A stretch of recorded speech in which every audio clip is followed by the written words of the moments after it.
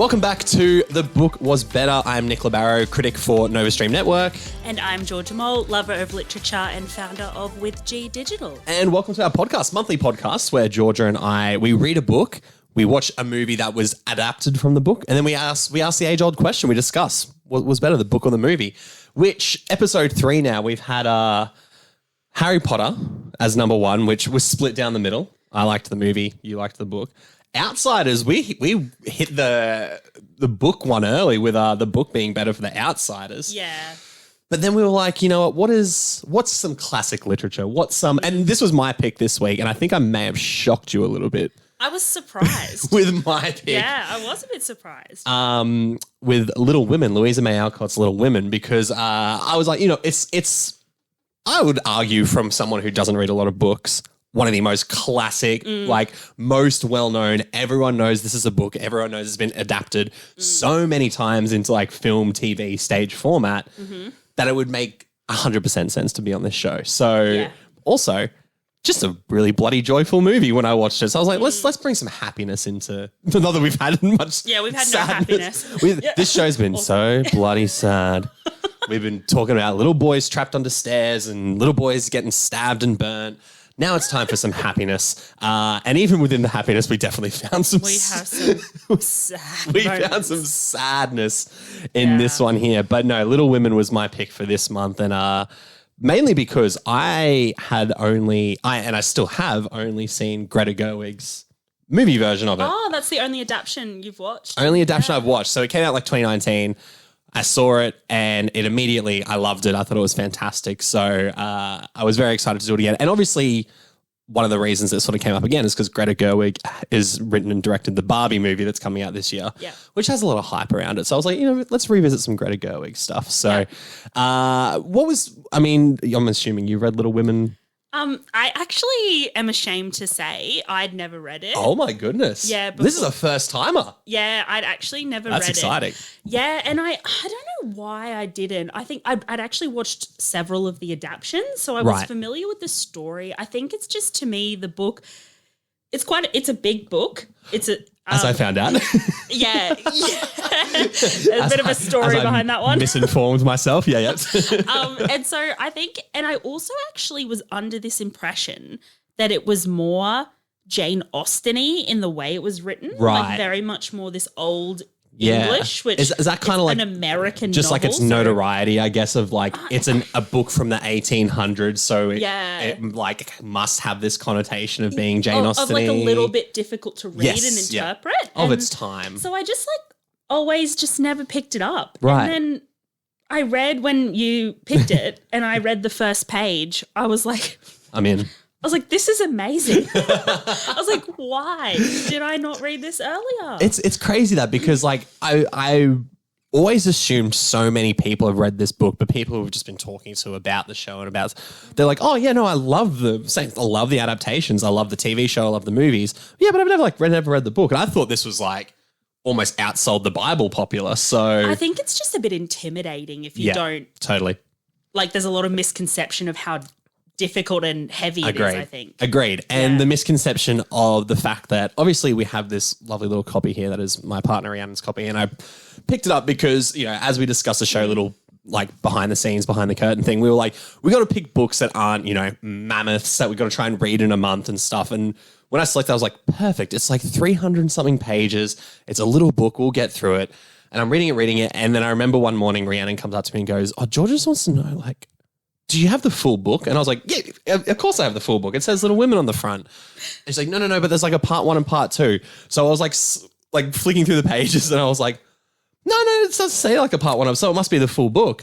And then I found out, thank you to you for pointing it out to me, there is a second part to There is a second Little Women called Good Wives, which was initially released all together as Little Women, but then split up, I'm guessing. Do you have any... I don't have any insight onto that. I assume... So from what I read, I was like... It's being a sequel to Little Women is what it's described. So I'm guessing... But it was also released together as all as Little Women. So there is Little Women and there's Good Wives. And the reason that sort of is not an issue, but we had to sort of read into Good Wives or like I'm pumped through the audiobook because of the timing to record this is because Greta Gerwig's movie Little Women integrates both of them. Which I would say all sequels I'm aware of are both. So all the so because I haven't seen any sequels, adaptations. The adaptation. Yeah. Like, interesting. So I had no idea. So this is a fun one for us because obviously we pumped through the book and I was feeling so good. I was like, we got like a couple of days left till we got to record. I can make all my notes.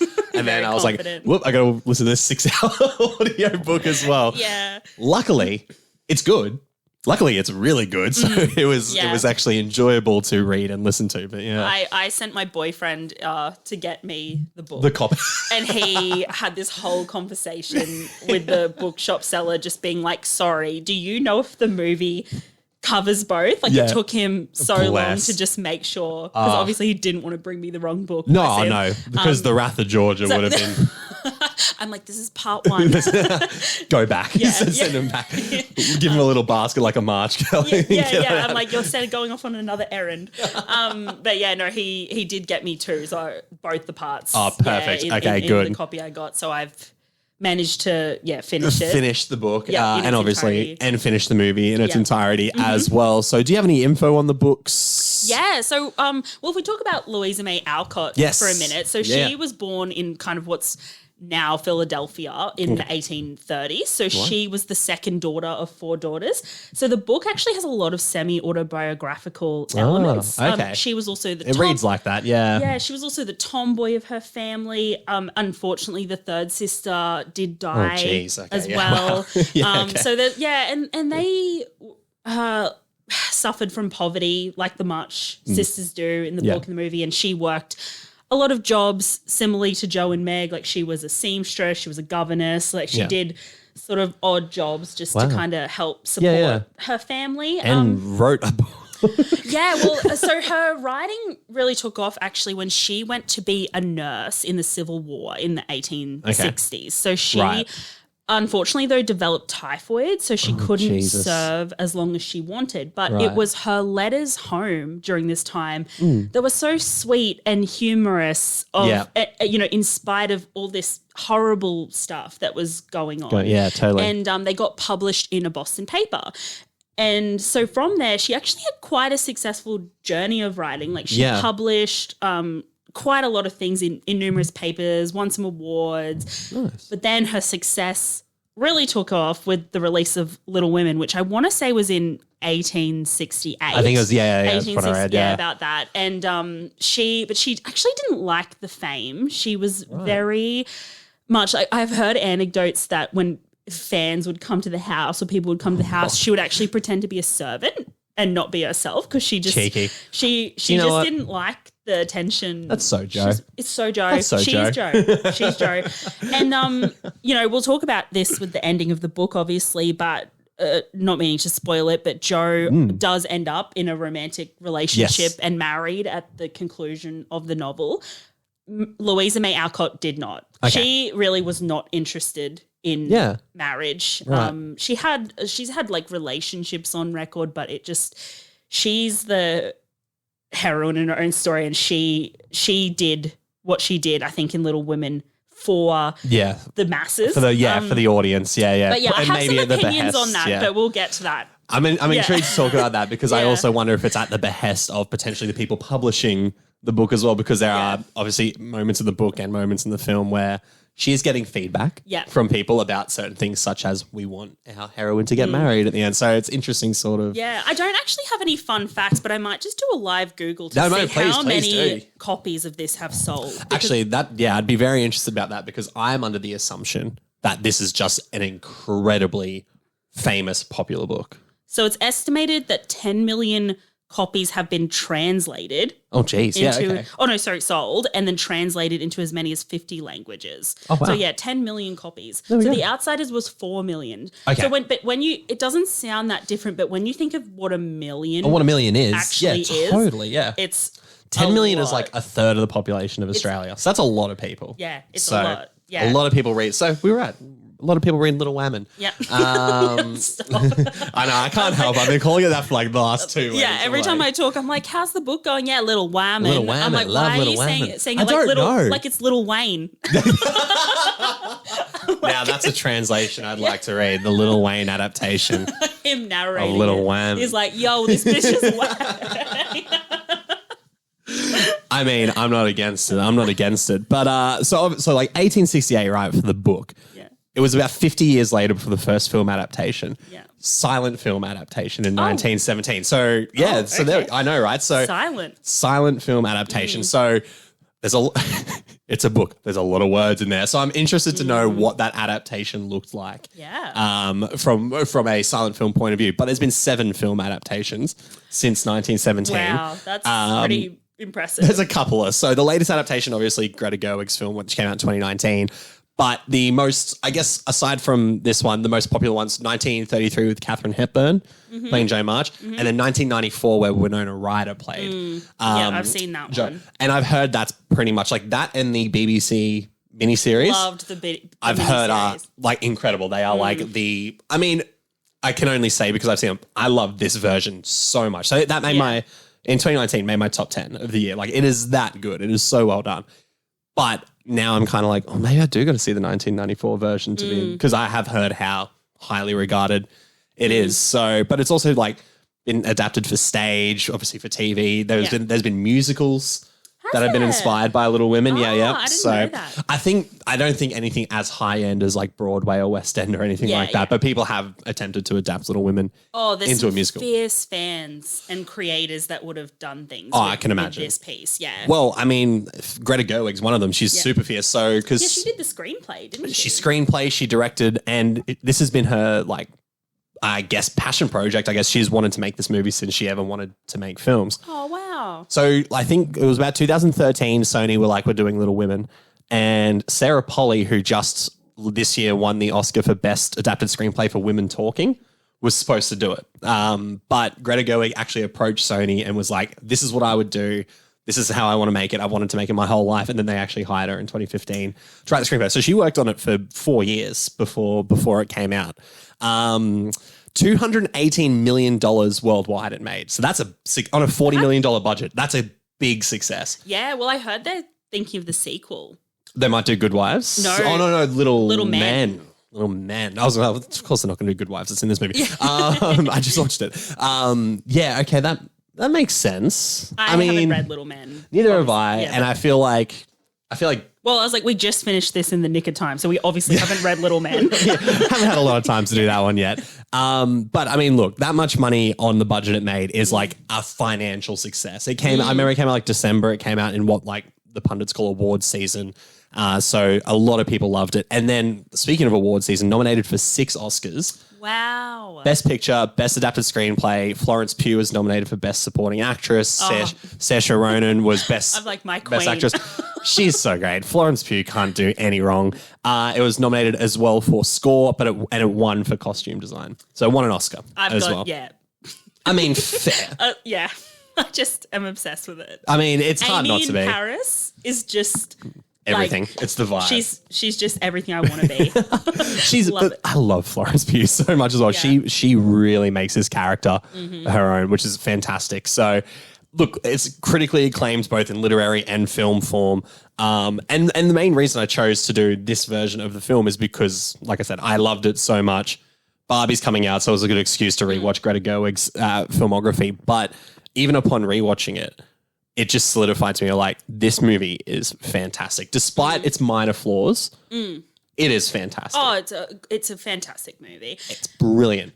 And I think the biggest thing the movie does that obviously is different, well, as far as I'm aware, different to the other adaptations, is that it takes on a non-linear format. It does, yeah. So which is very different to anything that's been done. Which ultimately, is it pretty much, from what I could tell, it was pretty much doing a side-by-side of Little Women and Good Wives. It was just hopping between... Yeah, that's I think some scenes were sort of jumbled in there, but from what I could tell from like, and I mean, having listened to the Good Wives audiobook after watching the movie and from what I could recollect, that it was pretty much all in sequential order, just...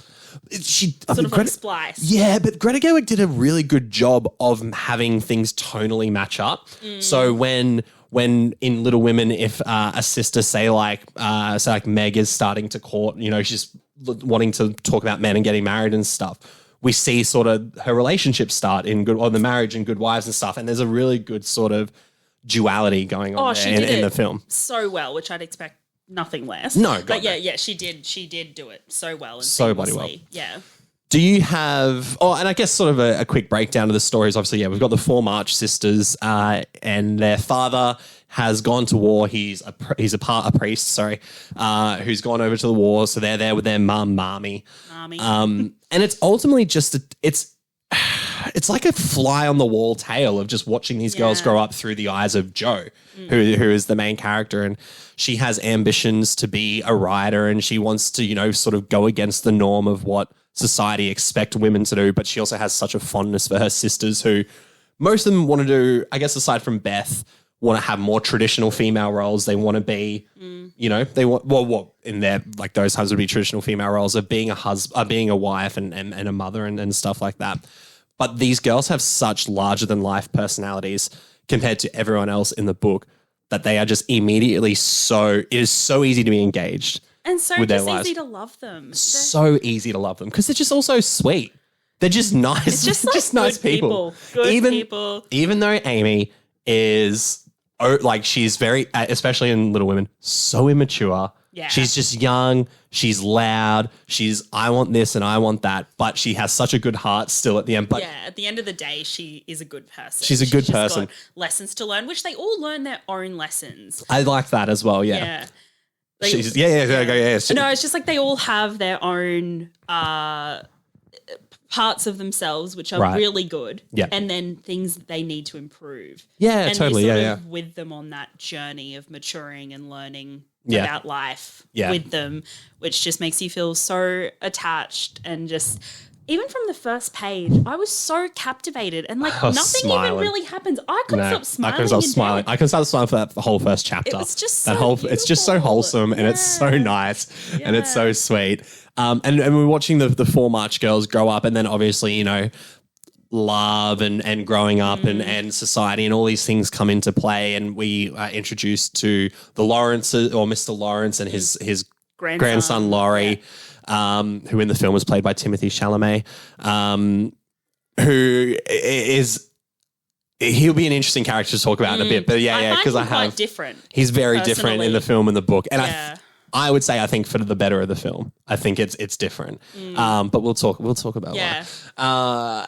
So there's obviously a relationship that strikes up with all the girls like as friends, but then there's a bit of a back and forth between Laurie and Jo, and then obviously Laurie and Amy at some point as well. So I think Alcott's story and the way Gerwig adapts it does a fantastic job of it never baits and switches you emotionally. It's never emotionally manipulative, because when you're enjoying the highs and you're enjoying the happiness, it sort of slowly leaks in that there are also sadder things happening, and like obviously namely with Beth, the daughter who gets sick. What does she get again? She gets I can't remember. I wrote it down. I literally said this. Scarlet fever. Scarlet fever, that's right, yeah. From a poor family she's helping. She developed scarlet fever. Which is like, how horrible is that? She went out of her way to help someone and then contracted scarlet fever and she gets incredibly, like, fatally sick. Yeah. And it's heartbreaking in the movie and the book, but it never loses, in an odd way, after just talking about death, never loses its joy. Yeah, like there is always, it's hard. Yeah, it's probably a better way of saying it. Yeah. It always feels very real in the world that it's set. Yeah, it is. It is. Which is fantastic. Yeah. So it's equally heartwarming as it is heartbreaking, but it's a great book. I did love the book. Do you have a favorite moment from the book? Is there Yeah, so in the book there's a scene that I think does a lot for Amy's character and shows her sort of a big pivotal moment for her. So she starts attending girls who are a little bit more higher class than her. Yeah. And she really wants to be an aristocrat of society. Yes, like she's definitely got this want to be in good society. She loves Parisian things, which I'm like feels like she's just got this aura about her. Like she wants to be, and she wants to be a famous artist in Paris, and she's got these ideas of grandeur, dreams of grandeur. And so she, they're holding this. Well, she sort of two lessons which aren't in the movie. One, she organizes the girls to all come for a lunch at her house. Yes. So even though her house is definitely not as grand as these girls, she's trying to make it as nice as she can. She wants lobster. She wants and she gets the whole family and they agree to help her and she puts her heart and soul into planning this day for all the girls. Oh, bless her. And then it rains. I know. And then the next such day a good scene. They're meant to come and only one shows up. Ugh. And Amy really believes these girls care about her, and it's just a bit humbling. It is for her. very humbling for her, yeah. But she sort of takes it on the chin really well. And then it's sort of backed up by this scene where they're at a market, like they're holding like a school charity fundraising market, and Amy gets given the art table. Amy's very talented in making things look beautiful. It's the artist in her. Yes. She makes the table look amazing. She's also very charismatic. She's very well liked. Her table is incredibly popular.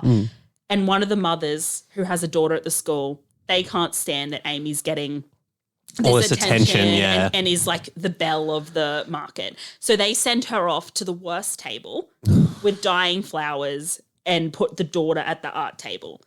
And Amy just like really perseveres. And she does, And she just really stays, she composed. Yeah. And she just takes on the chin, and obviously Laurie and Joe end up helping her make a good situation of it, which is lovely. But I think that's really where you see Amy becoming like a young lady and it's having the maturing of her, and the character that Marmee has taught her. Yeah. And it's actually this event that gets her trip to Europe. Yes, because it does. It's really what makes them see that she's ready. This woman who takes her to Europe, which is actually different in the movie. It is different March in the film. Takes her to Europe, but in this, it's another. I can see why they did that in the film though as well, because absolutely. in fairness, also this movie already clocks in at like 2 hours and 20 minutes. So I'm kind of like, I don't mind. Like I agree. I think that scene in the book is actually. The way you explain it is fantastic because it is the maturing of Amy, a character who for so long we've read the fact that like. You know, she has she's like these a bit petulant. She's a bit petulant. spoiled. She has dreams of grandeur. She is she acts more spoiled than she is, but she also kind of likes that societal way that society looks at her.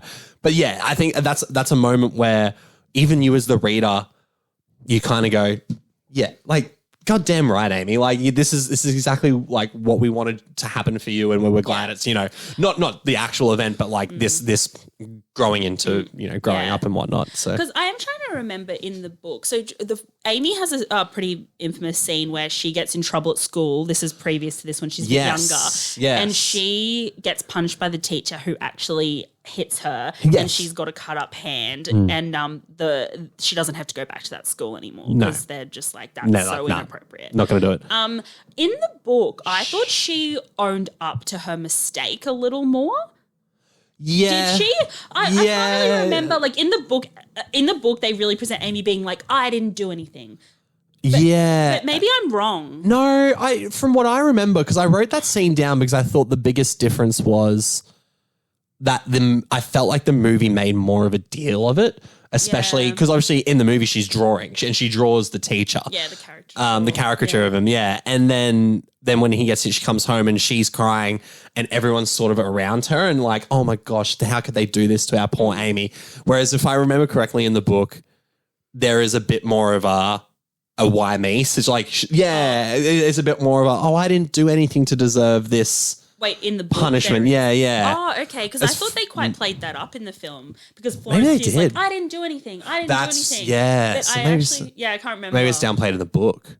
I can't really see it. Sometimes it blends into one. That's how good these adaptations are. Yeah. But all I remember, I felt like there was a distinct difference. So I remember writing a note down about it being like, okay, the movie feels like it was more of it was more about the girls than it was about Amy. It was about them being there for their sister. Yeah. Whereas I felt the book was more about Amy in that regard. Yeah, that's interesting. So there we go. Interesting. Yeah, but I thought I love that scene. I thought her drawing the teacher was funny anyway. Yeah, I think like Amy's also been, just while we're on her, has been a character that's like definitely been misunderstood for a long time. Like everyone, like she's sort of almost made out to be the villain, where I don't think by some people. Oh, right. But, yeah. I was like, they're wrong. They're wrong. They're They're wrong. And I think like for me, I think Jo. You know, everyone loves Jo. Yeah. Jo's not my favorite. Amy's my favorite. I think Amy's my favorite too. Yeah, totally. And yeah. I think Jo. There is a bit of Florence Pugh bias there, but I think she is my favorite. Yeah. I think though that Jo is really harsh on her because Jo almost has this aura of self-importance that she's the only artist in the family, really, like serious writer. She's writing all the plays for them to do at Christmas time. Yeah. All Amy wants to do is say the same, like, well, I love painting and I want to be a painter. And Jo's kind of like, shut up. I think Alcott and Gerwig both do a good job of making that a trait of Jo in the film. So as much as as people love Jo, and I totally get it, and I love her in the book and the film as well.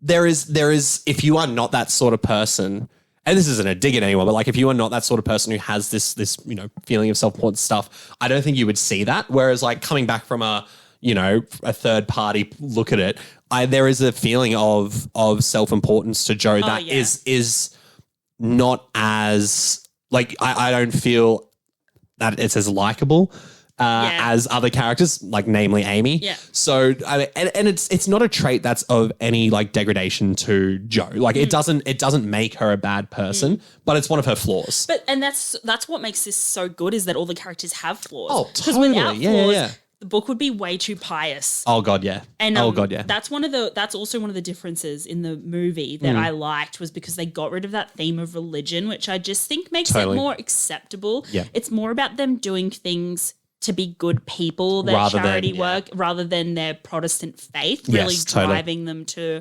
be the people they are. And the movie doesn't take that away because obviously, it doesn't rip it all the foundations of that away because obviously, their dad is in the war as a priest. Yeah. I think the Christmas scene where they take their breakfast to the other family, they do say to do it out of the goodness of their hearts, but they do, as a Christian family, they want to do it as well.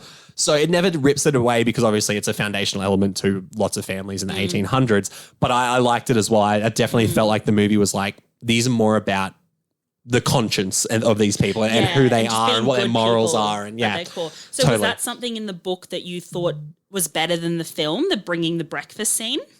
So, okay, yeah. So we'll talk about that because in the book, it gave it a bit, and this says more about me. As our comments so often do. as the books and these works make you reflect on yourself, I was like, I'm not giving my breakfast on Christmas time. That's what Rhiannon said. You guys are a match made in heaven. Nick's girlfriend is my very best friend. I was like, that's really aligned because she said exactly the same thing when we watched it. Because I was just like, I'm hungry. She actually would though. I think you would too. I think we totally would. But at the time, us Capricorns would be like, fuck no, no chance.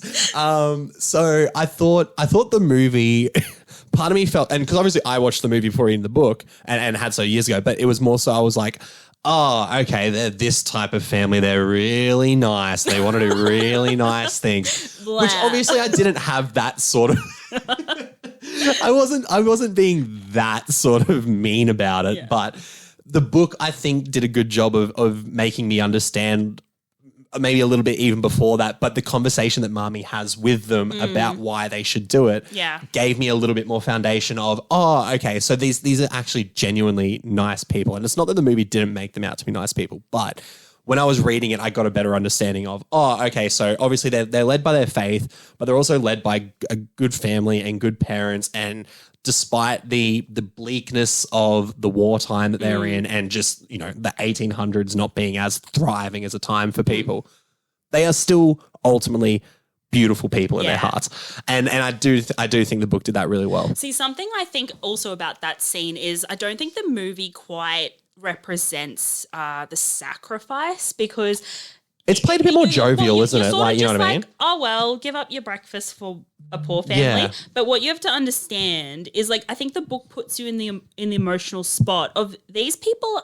are actually not that wealthy. The girls have to work really hard. Yeah. They do live in a form of poverty. Like, they have a roof over their head. There's definitely people worse off, but they're by no means financially well off. So Christmas for them is this time where they do indulge a little, and it's something the girls look forward to. They've woken up hungry, ready to have breakfast together. Yeah. And then the mums come in and kind of ripped this away and said, I know we're not well off, but there's actually someone even worse. let's take Then all this let's- beautiful food that's right in front of you that you're just about to eat Yeah. and pass it all over to someone less fortunate. And the girls are a bit like, oh. They in both the movie and the book, they're like, come on, do we have to? But I think the book just makes you feel for them a little more. You're Totally. like, that would actually really suck. especially the scene that precedes that when they wake up on Christmas morning in the book, in the movie.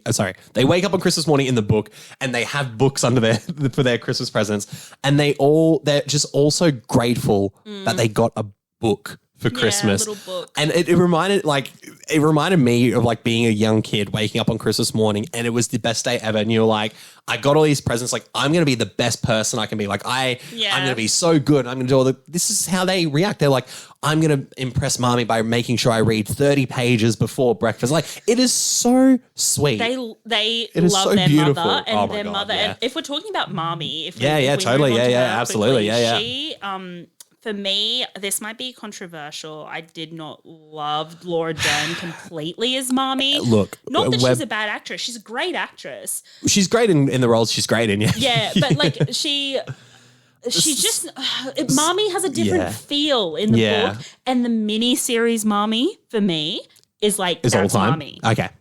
Like she's exactly how I'm going to agree. Like, if we're going to jump into the controversy corner, we may as well jump in together because let's bomb dive in, mate. we may as well Let's just get in. guns are blazing. Let's take on this pitchfork wielding crew of people who love Marmee. I also agree that I don't think Laura Dern was amazing in the film, mainly because, and I know we've briefly spoken about it already, but where everyone else feels like they are in a movie that is suitable to their time period, I feel like Laura Dern is in 2019 being an 18th century or a 19th century woman. You know what I mean? I only saw Laura Dern, and that's a props to Laura Dern because she's probably then a lovely lady in real life. If I can be like, I don't really see Marmee on screen. I see Laura Dern just being this soft spoken love, like always loving, like nothing is wrong with the world. Like even when Beth gets sick, there is so much optimism in Marmee where I'm like, scarlet fever's not that, it's a big deal. There was too much optimism until obviously, and then hate like I don't know if it's Laura Dern's performance or how the script played it, but then obviously when Beth passes away, we get the shot where Joe comes downstairs and Marmee's crying and you find out Beth has died. And then when it jumps forward to the scene where Meg's getting married, it felt like, I know it's a time jump as well, but it just for me felt like, oh, that one scene is the only scene I've had with Laura Dern being any different in the film, you know what I mean? Then I was like, oh, I'm back. This is just the Marmee I know. Like, so optimistic, so loving, so kind. I'm like, I didn't get enough time with Marmee who's hurt and has had bad things happen to her. That's exactly what I was going to say. So like when you watch the miniseries, so there's this sort of really good chat that Marmee has with Joe because Joe's sitting with her and she says, Marmee, my temper. And this is when, so Amy I do love that. is really bitter when this is flashing back to when they're very young. Yeah. Amy's bitter because Joe's like, there's no way you're coming to this theatre performance with me, Laurie and Meg. Basically piss off. You're my annoying little sister so bad and you're not for her. coming. And Amy is so Furious. hurt. She's furious. And she says, you'll regret this. And Joe like laughs in her face, basically. Like she was very antagonizing. But Amy goes and gets Joe's novel, which back then there's no computer, there's no backup saves. No. She has painstakingly for months written this novel handwritten out a novel with a quill, and then Amy burns it all. And it's just like it's so petulant. they're and too similar. Her and Amy are too similar. Yes, and they just bump heads. Like, do you like that aspect of the book though, or is it? I think it's realistic. I think so too. I think you're not always going to get along perfectly with your sisters. They're not always. No, but see, whereas Beth, who's mild and gentle, so timid is Joe's pet. They say pet a lot for someone like you're fond of. Yeah, totally. Yeah, it's a bit degrading these days to call someone a they pet. Ultimately, but back then it's like very endearing. There's also just points where like Beth will be on a chair and it's also like Joe just like puts the blanket on her and like pats her head. And I was like, she's not a dog. But she's so timid. She's so reserved and she's so to herself that like, not to a detriment of the story, but or maybe just to my engagement, is that any scene with Joe and Amy, I'm on board. I was so fully engaged. Yeah. Beth, as sweet as her story is, because her story is she likes to play the piano and she goes to visit Mr. Lawrence, and he gifts her a piano that he was played by, was it his late wife, was it? Or the granddaughter? Granddaughter. In the book, granddaughter. In the movie, daughter. That's right. Yeah. Which is an odd change. It's an interesting change, I guess. Yeah. Yeah. It makes no real difference, really, to be honest. Yeah. Yeah. Anyway. But he gifts the piano to her, but basically in return for like, I want you to play these songs for me to, remind me of my granddaughter or daughter in the film. And while it's a sweet story, and then obviously her death has such an impact on the family, I just wasn't as into those moments in the book. And I think there's a lot of them. Like it's not as many as Joe and Amy, but there's just a lot happening with Beth that I didn't really connect to as much. I think that you're almost set up to believe from the start that Beth is just too fragile a creature for this world. And I think it's meant to make her death... That's heartbreaking when you put it like that. I know, but I think it's to make her death more bearable. Yeah. Could you imagine Amy dying? Could you imagine Joe dying? Imagine Mommy. Imagine their dad dying in the war. Like these days, someone like Beth, you would say would have like chronic anxiety, like a modern. Yeah. Okay. Yeah. Totally. Yeah. Crippling social anxiety. Yeah. Because totally. she doesn't want to leave the house. She can't even go to school. No. Yeah. Totally. Yeah. She's very. It's socially reclusive. Socially anxious. Totally. Creature. And I think that's done on purpose, or I always felt like enough. It was like if any of the sisters were not gonna stay in this world, I sort of saw Beth. You know what I mean? I know what you mean. I mean, I wasn't any less devastated. I cried. I'm not saying she didn't deserve a full, beautiful life here, and she did not deserve to die. But I think it's done purposely. Anyone else's death may have taken away from what the core of the story is really trying to get you to feel. Because I was just gonna say, from the start, out of the four sisters, if any of them was gonna go, it's Beth. It's Beth because, and I'll say this, no one would have cared if it was Meg. I'm sorry. That is just we're on to Meg. Here we go. Got a couple of things to say about story. It is a character in the book and in the film that I just could not care about any less. That's not a detriment to Alcott's writing because my favorite bit in the book is the introduction to the sisters at the beginning. It's so cute. It's Alcott breaking the fourth wall and being like, here, it is obviously you are not seeing these women, so I'm going to describe them to you and who they are. So as you read this book, you have an idea of who you're seeing and what is happening in this world. And I loved it, and I thought it was incredibly well written. Even Meg's opening, I was like, oh yeah, you're not as cool as the other three, are you? You know what I mean? She's pretty. That's about it. She's the prettiest sister, apparently. And then obviously the whole thing with her story is that she wants to be a wife and a mother. And Joe is very heavily detesting to that. Because Joe's also one of those people who's like bull in a china shop, and she's 100%. Yeah, totally. Why would you want to get married? I don't want to get married, so no one else would ever want to find love or get married. And you're like, well, Joe, not everyone. And then Amy's like, yeah, I want to be like you. And she's like, shut up, Amy. It's just like... I love him. Joe and Amy, it's always going to come back to Joe and Amy. Yeah, it's just so fucking good. But and then Meg does have I think Meg's a bit hard done by because she has friends that are better off as well. Yeah. And she goes away for this weekend before she's married with these friends. That's right. And so she's got a really old dress that's been mended just tattered, and it's you can see all the stitching and the seams and stuff in it. So her friends who have a million pretty dresses say, why don't you wear one of ours? Totally. Which to me, I'm like, yeah. Okay, do it. Yeah. Yeah, do it. Please, have fun. Like they've got to spare and it's not harming anyone. No. But the book really makes this kind of big deal of it, like it's sinful almost that she's, and I'm probably missing because it's like saying don't let vanity and don't let, I was gonna say pride and sort of like affect you and stay humble and all of that. But she's a young humble. Girl. She's 16 at a ball. Who wants to be in a rag? Just let her do what she wants to do. And then Laurie comes and is an absolute asshole to her about it. He's like, look at you all dressed up in feathers. And we'll say this about Laurie. He is a prick in the books. Yeah. Like I did not like. They played it down a bit in the movie. They played it down a lot. He still was like, Especially at the start. And that's because obviously it's that scene where he's drunk at the... well, that didn't happen in the book. Not to that. No, I felt like it was more in the book. I think there was a larger because he talks to Joe in the book in that scene. Is that when Joe burns the back of her dress, or am I thinking of a different scene?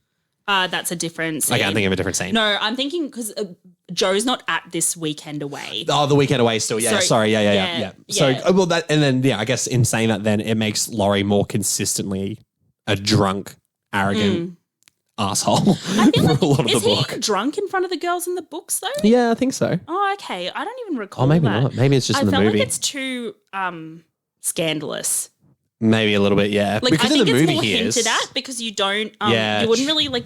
I think it's definitely says he's going to places he shouldn't, and like he's obviously obviously having too good of a time. Oh, like, totally, that's made evident, but I don't think it like he's happens. actually purposefully drinking in front of everyone. The book's not like he stumbled in drunk as a skunk and with two prozzies on his arms and like good old Laurie. That sort of doesn't happen. Good old Timothy Chalamet. As obviously, I don't think, but no, that's in Paris. So totally, and that's a whole other section. Like, oh my gosh, everyone, strap in. There's I was like, there is so much happening in this book. So back to Meg. So yes. So she goes this weekend and learns this lesson about having fun and how she shouldn't. I think.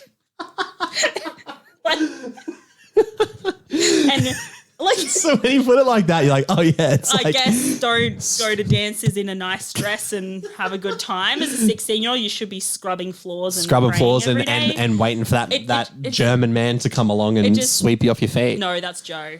She marries. He German? She marries the German. Yeah, because there's two Germans in the book. Yeah. Sorry, he wasn't German in the movie. So no, I completely forgot he was. Is he? The tutor, Brooks. No, he's English. English in the movie.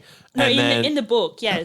Professor. Oh, he is too. That's right. Yeah. He is foreign though. There's a lot of people in this book. There's a lot of people. But yeah, so essentially there's this tutor who tutors Laurie. Yep. And he loves Meg. Because she's pretty. I mean, yeah. Yeah.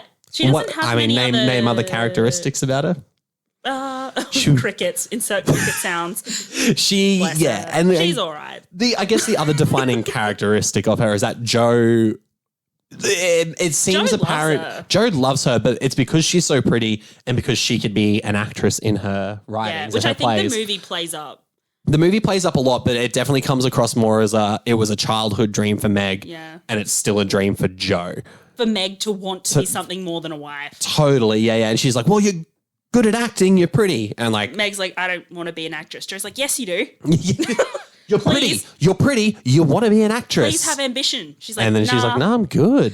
But give me the kids. Give me the husband. What I liked in the movie was at least her and the tutor seemed to have more. They were happy. Have a romance. No, totally. Like, yeah. In the book, like he's a great guy. Like I'm not saying he's not a good guy. He when they hear their father's sick and mommy has to go, he escorts her. Yep. He's there for the family, and he sort of says to Meg, like, "I did it all for you, babes," and she's like, "Oh, okay." She's like, "All right." Yeah, she's like in the book. She's sort of like, "Oh, yeah," and mommy's kind of like the parents love him.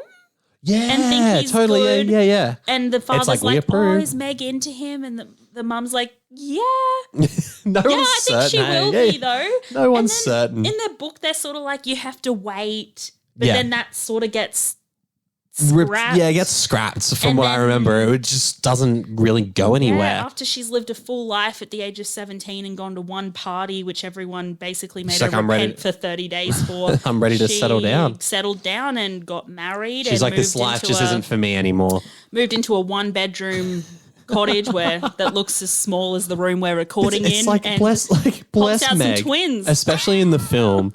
There just seems to, and I don't know if this was intentional, but Meg throughout the whole film, when we see her in that shot holding the baby and kissing her husband and going inside, is the most disheveled she looks in the whole film. Well, in the book, there's this whole thing that she stops looking after herself. Yeah, that's right. Like, she's like, the babies are so much. And totally, there's this like really funny scene where she's decided she wants to be a good wife and make jam, and it's a huge disaster. Oh, God, that's right. And the house is a tip, and the husband comes home with a friend for dinner. And she's like, just get out. Like, I just can't deal. I have to praise Alcott for being able to have so many anecdotal moments in the book. Oh, but they won't make it. They're incredible. That's what I mean. It's that's so what amazing. makes this story feel so much more real then it. Cool. I guess it is like semi-autobiographical, but like there is just so much grounded nature with some of this stuff that you're like, I'm having so much fun reading about someone who has a messy house trying to make jam. It was so refreshingly different for the time because no novels told these sort of stories. So it was like that, that was the success of it really. But Meg sort of has this moment where she's really happy when she gets married at first, but then she's been in poverty basically her whole life. Yeah, and then she sort of has this moment where she's like, I'm still poor. Like, am I forever going to be poor? Yeah. Am I forever? And she's still got this well-to-do friend. And when they go out to town together, she feels pressured to buy things and she's sort of spending money that she shouldn't be on little trinkets. And her biggest thing is she buys this sort of yard of expensive silk and the husband is really nice about it and says, oh, that's okay, like for a dress, and she's like, the dress isn't actually made. Like, that's just for the material. And he's like, I was like, God, that's he's like, so much okay, money. I don't need, and then he's like, he kind of annoys me because he's like, that's all right. I don't need my new winter coat. I'll just freeze and get pneumonia. And you're like, yeah, okay. It happens in the movie as well. He's like, I'm a nice guy. You're like, oh, it's so true. Okay. Like, you couldn't be being more of a sook about it. It's so funny seeing, it's so funny just seeing the differences between 2023 and 1860. Yeah. Do you think Rhiannon would give up her silk for you? God, no. Fuck no. She's probably out buying it now. And I'm going to have no winter coat. Rhiannon's looking for yards of silk as we speak. Yeah, it's just a Monday morning. What it was best day for silk shopping. The sky is blue and the silk is pink. She ends up returning. She sells the silk and buys him the winter coat. And then there's also this message about how she should try to look better for her husband, which isn't in the movie. It isn't in the movie. It doesn't feel as modern. I'll say this about the film. It has just the appropriate amount of Meg. Could have been a little bit. Could have been a little bit less. And I'm going to say that she had the worst fate of all sisters, but Beth died. So that's too much. I mean, that's too much. Depending on what, and she loves her kids, and the husband's nice. She's living her best life, and bully to her for it. I will say one thing, and I don't want to upset anyone who is a fan of this actress, but I think Emma Watson was worse than Laura Dern in this movie. I just don't love Emma Watson as an actress. I think she's very one note. I think she does I'm a British lady for everything, whether it's this or Hermione Granger or like the two other films she's done outside of these. It's just had a weird American twang. That's right. Yeah. But like it still was I'm a British lady somehow. There was just this properness to it that it just, I don't know, like I just didn't believe. Whereas like you look at Saoirse Ronan, you look at Florence Pugh, even Eliza Scanlon as Beth, who has such a subdued role. I'm like, I believe these people. And this is like, in fairness, this is Florence Pugh, who is killing it at the moment, like in film, and she's in everything. Yeah. For me to be like, oh my God, you actually seem like Amy. Like, this is like, you are a really great actress. She just has this strength and like, her difference between her modern day character and her as a child is just like immensely different. So and you get that's early on. Like we get a classic Amy breakdown, and then one of the next. We get a classic Amy breakdown, but one of the scenes beforehand is when we see her in Paris, who sees Laurie for the first time in forever, and it's two completely different people, and it's phenomenal. It's absolutely incredible. Maybe we should talk a little bit about Jo and Laurie, which is a huge theme in this and a huge part of this story that we haven't even touched on yet. It's the Ross and Rachel of the 19th century. The will they, won't they. I'm interested to see what you think, because personally I feel like in the book it's not as like the romance isn't as heavily indicated until that kind of kiss. Yes. Where she kisses him. Yes. Which isn't in the movie. It's in the miniseries. She jumps on him like out of relief, and they sort of have a little kiss. Not in the movie, because their big moment in the film is the I can't love you like you want me to love you scene, which is brilliant. It's really good. Such a great scene, even though we were giggling at the fact that they are really close to each other in the frame, basically shouting it into each other's noses at that point. So it just feels a bit like she's like, I don't love you, but I'm like, do you scream and get so close to someone who you don't love? To me, I feel like there's like a bit of a back and forth of like, I think deep down she wants that affection. She wants that love as well. But she is so steadfast in her independence.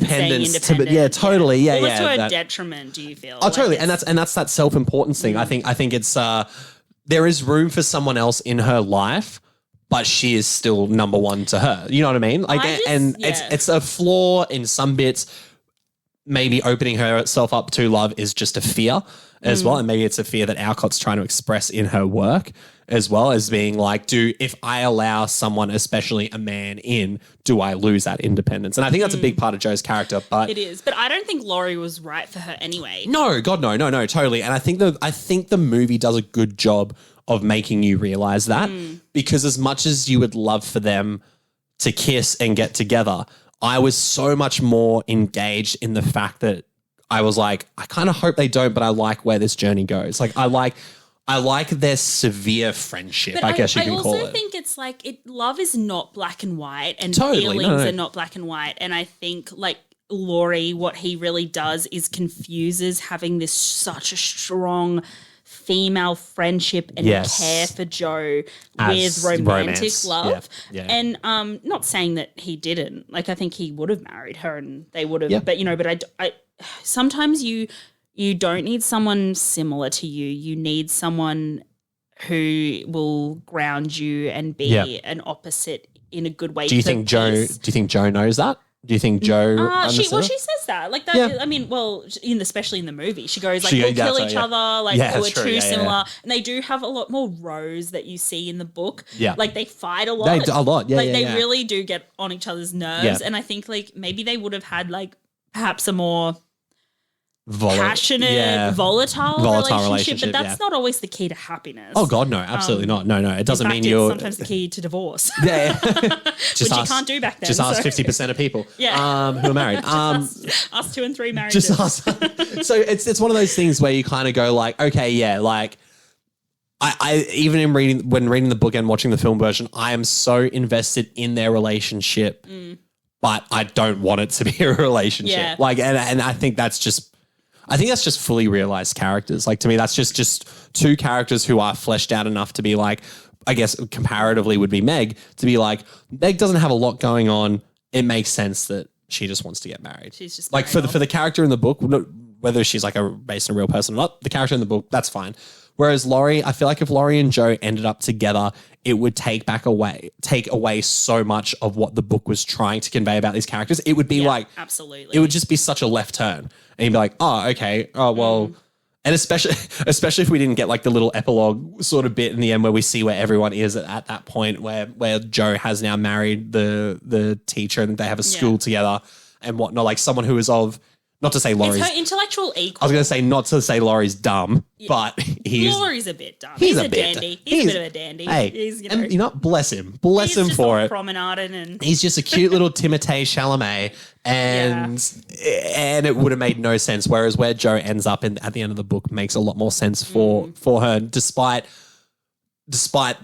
having, well, and I wouldn't say despite, I say in a good way, letting go of some of that independence to let someone else in. Yeah. That she created a school together with this person, and then they educate the little women who are, coming in the forward. Book, actually, it's only an all-boys school. Whereas I liked in the movie that it wasn't. The girls as well. That made more sense. It made more sense to me. So I like where their relationship ends ultimately. Yeah. Like I found though in the book that I think Laurie, it's kind of like I feel it's more resolved between him and Jo. And I know they have that conversation in the attic in the movie where he says like, Amy's different. It's a different love. Totally, yes. I just feel like, so in the book when Professor Bear is more present in their lives towards the end. So, sorry, Jo's gone off to New York after Laurie proposes. She just gets the hell out of there. There's so much that happens. He just goes...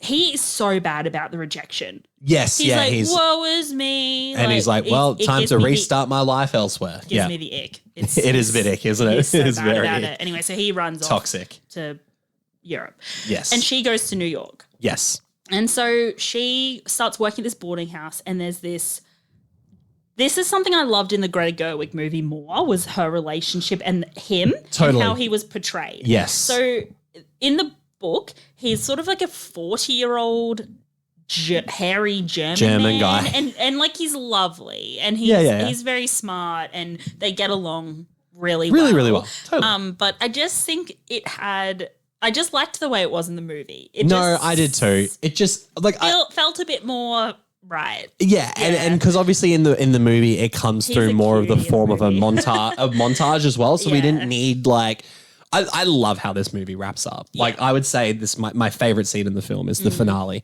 Is like the last 5 minutes of Joe negotiating with I can't remember his name, but the publisher about how her book Little Women should end, and then we just get the montage and the vignette of the March Girls, where they are at that time and the happiness, and a lot of this comes down to Saoirse Ronan's performance because she doesn't say a lot, but she says a lot. You know what I mean? Like her watching the book get made is this wonderful culmination of everything in her life that she's ever wanted. Yeah. And then the book is published and she has the school and she has the incredibly hot husband. Like it's in the movie anyway.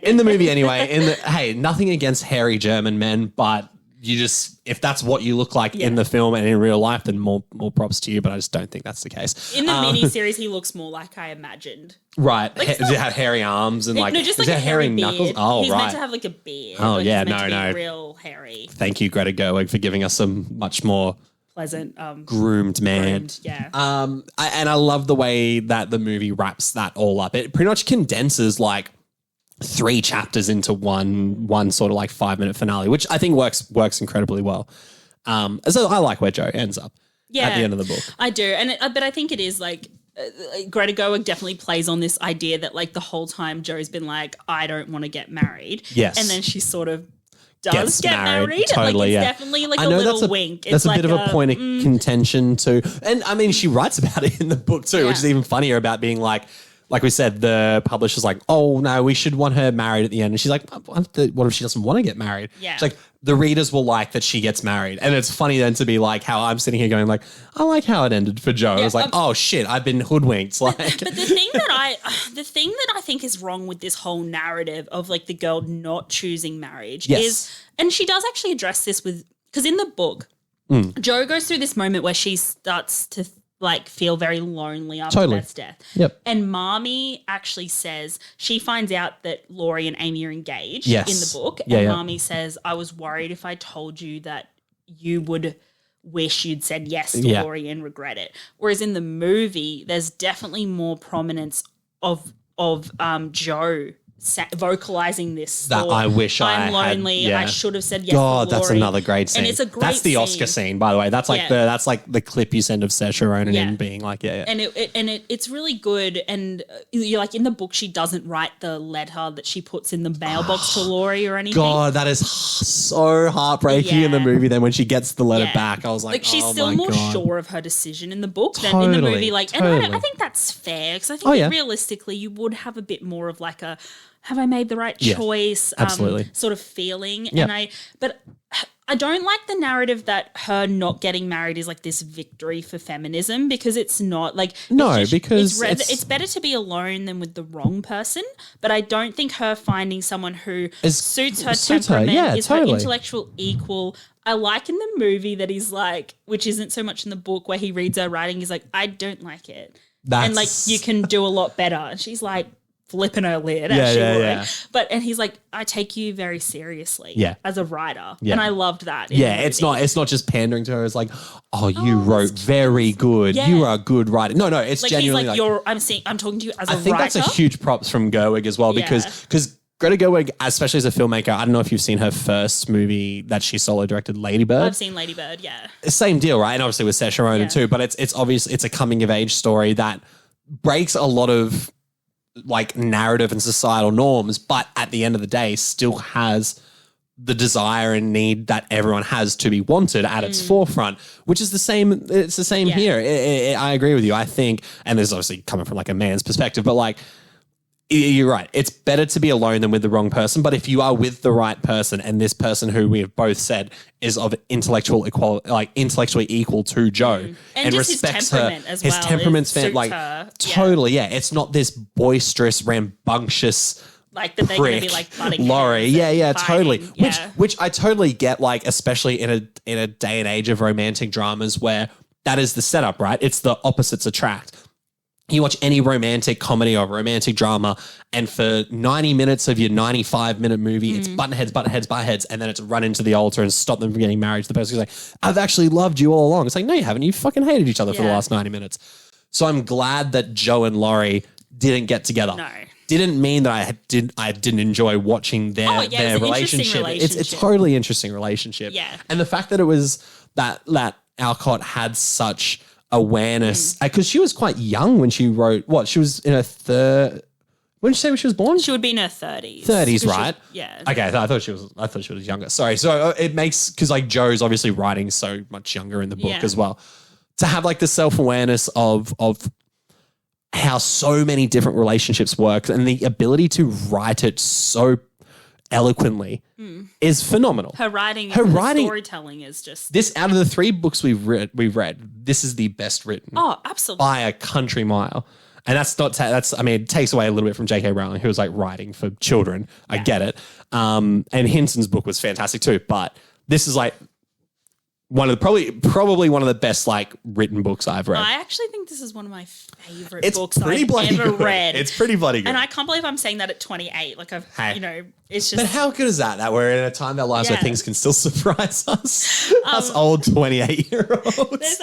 There's just like one more thing I want to talk about quickly. Yeah. Sorry, no, this is a long one. It's big book though. A lot to talk about. Lots going on and lots of good stuff going on. Lots of good stuff going on. I just wanted to touch quickly on and then this, since we've touched on Laurie and Joe, so now if we touch on Laurie and Amy. So obviously Laurie he sort of sees Amy when he's in Europe. Yep. And he sort of sees her in a new light because she's not this young girl that he knew as the younger sister. Yes. He's definitely from the immediate seeing her, there's this awakening of like, you're an attractive young lady. Familiarity. Yeah. But totally, he loves her still like that same girl, but she's grown up now. She's matured now. Yeah, totally. And I think like they work really well as a couple. And what I do like about the Greta Gerwig thing is she sort of does position her audience in a way, because your first romantic relationship that you're rooting for is Amy and Laurie, because that's like the first one we see in the movie. Yeah, totally. Yeah. But I feel like in the book,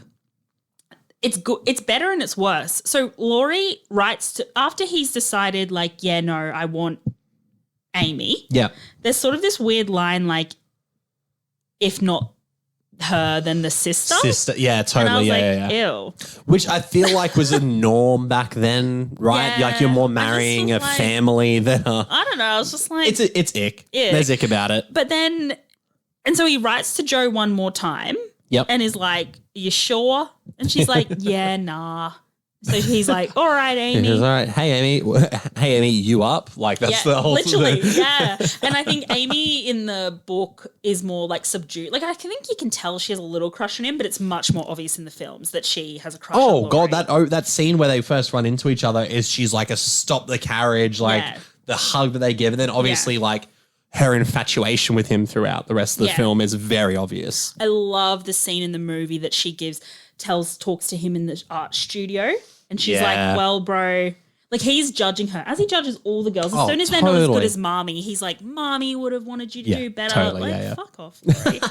Anyway, he's like, Amy, I can't believe you're marrying for money. She's like, well, I can't make any money.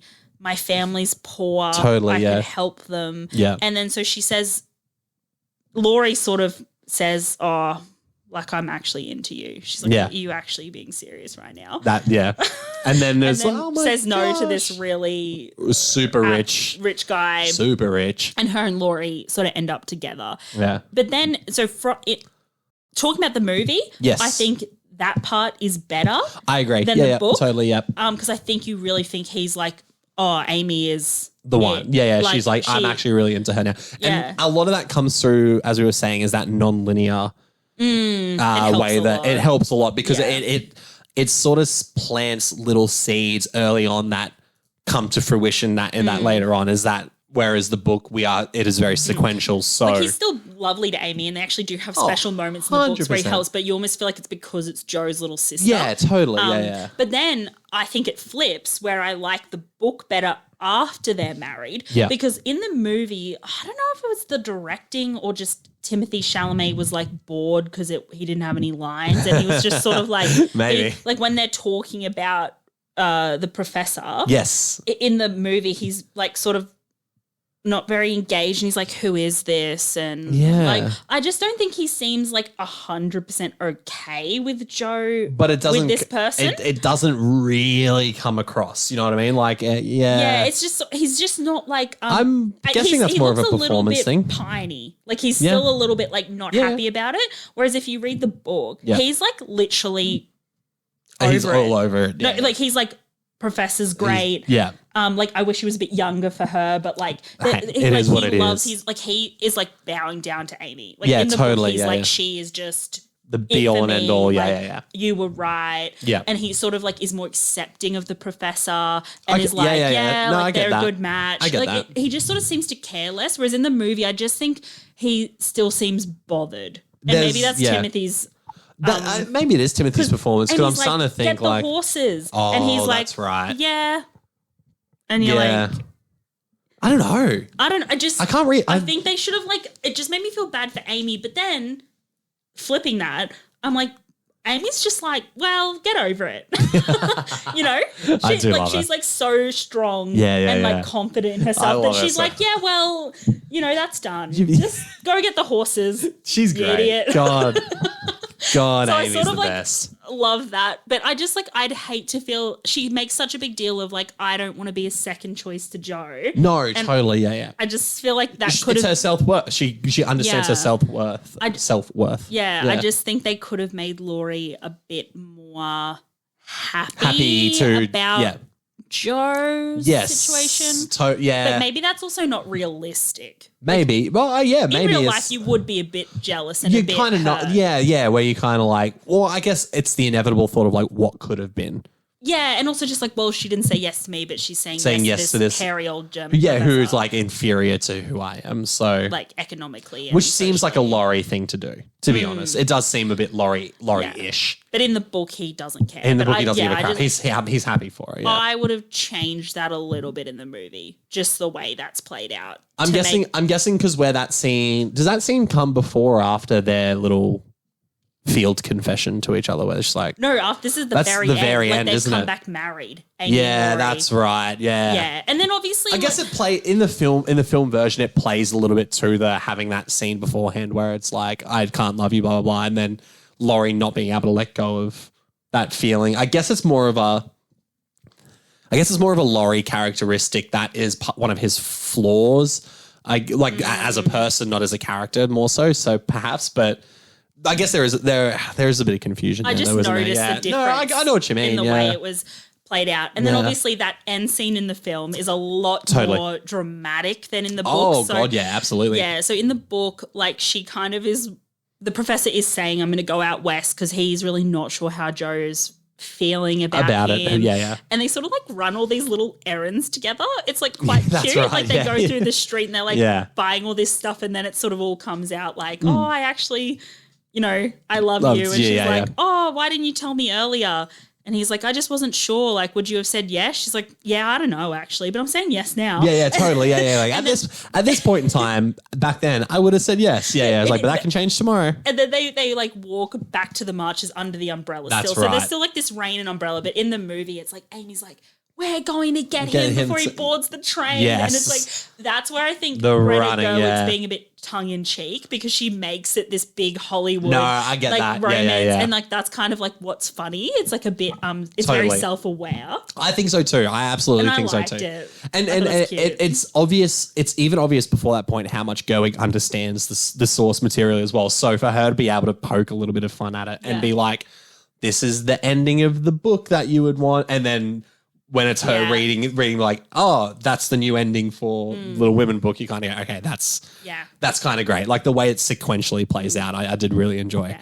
It is a well-directed scene, though. It actually looks fantastic. Yeah, it was cool. And then the end, they all end together. It's happy. Yeah. Except in the book, Laurie and Amy actually have a sickly baby.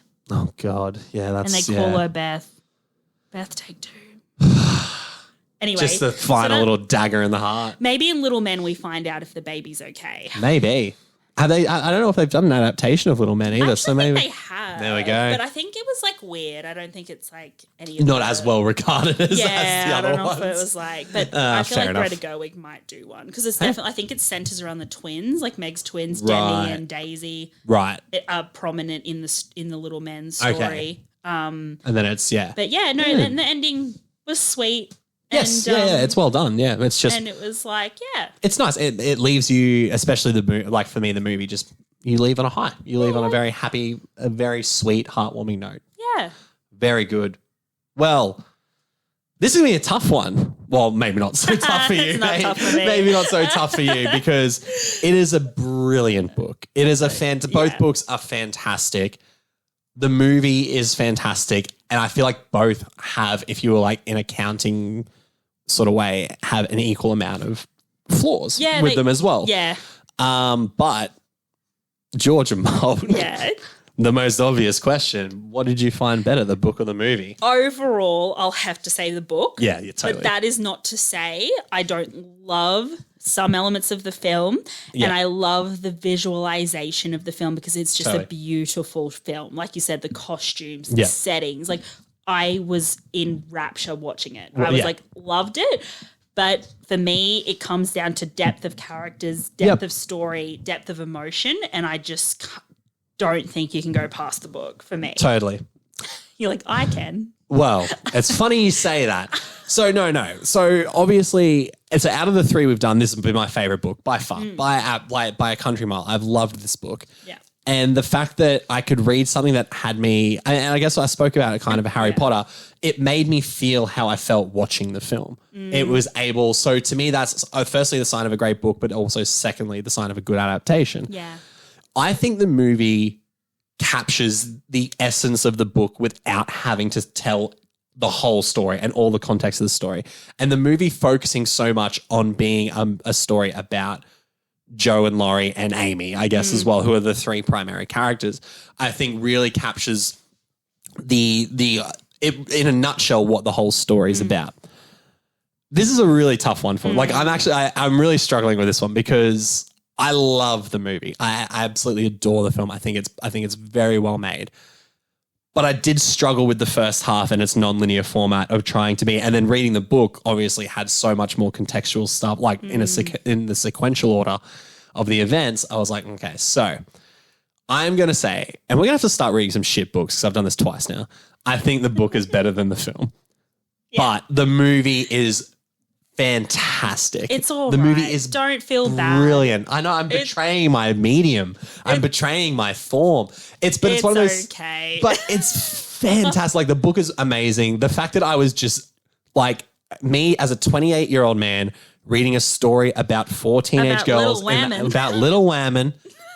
I just couldn't believe how much I was smiling and giggling and just felt so joyous, which is the exact same feeling I had watching the film. So I think I found a few more flaws in the film than I did the book, but like when I first rated the film, I think I gave it 4.5 stars. Like it's fantastic. Oh, it's a great movie. It's fantastic. So I would highly recommend watching both. Like watch the movie, read the book. But we're gonna need a movie and a book soon that I'm just like gonna unapologetically be like, the movie is so much better. I am actually not sure about my pick for next month, to be honest, because in regards to that quality. So like we're trying to do a diverse yes, array of totally. books for you, our viewers, because everyone likes different styles. And I was going with a bit more nostalgia, so a bit more on the theme of Harry Potter. I read Percy Jackson, obviously, when I was a kid and loved it. Totally. And it was a film, so I thought maybe it'd be fun to revisit it. Totally. I'm a little bit nervous, though, because Little Women's probably one of the best books of all time. And now we're... And I'm not saying Percy Jackson doesn't have its own merits, but it seems like a very... It's not the second best. It's not even in the top 100 or 1,000. I don't know. But I'm just like worried it's going to be very immature. But you know what? We're here for different experiences. That's exactly right. And look, I've never read it. And I think I've seen the movie. I was like, I don't remember. I feel like it'll be like they're both I feel like your problem's going to be like, they're both bad. So I don't know what you So then I can't choose between. I'm just apologizing in advance for my pick because you picked such a good one and mine's going to be I mean, the list of stuff what you have, I have some absolute trash on there too. Good. So don't you worry. There's plenty more trash coming up if that's what you're into. So it's Percy Jackson and the Olympians is the first one. No, the Lightning Thief. The Lightning Thief, sorry, because the movie is... The Olympians is like the series. Yeah. So Percy Jackson and the Lightning Thief, and then the film obviously the same name, Percy Jackson and the Lightning Thief. Because the movie initially came out as Percy Jackson and the Olympians, the Lightning Thief. Oh gosh. Make your titles shorter. Roll off the tongue. We don't know. Percy Jackson, the Lightning Thief is fine. And then obviously, because Disney Plus have a Percy Jackson and the Olympians series coming out next year. Yes. So we thought it might be interesting to just revisit. And see, well, I mean, first time visit ultimately for me. So, and because I don't remember the film at all. So, but yeah, everyone, if you're listening and want to read it, read along. That. And absolutely. Then you can see if you agree with us. Totally. And then, first Wednesday of June, this episode, the Percy Jackson episode will be out. So plenty of time to read that book then.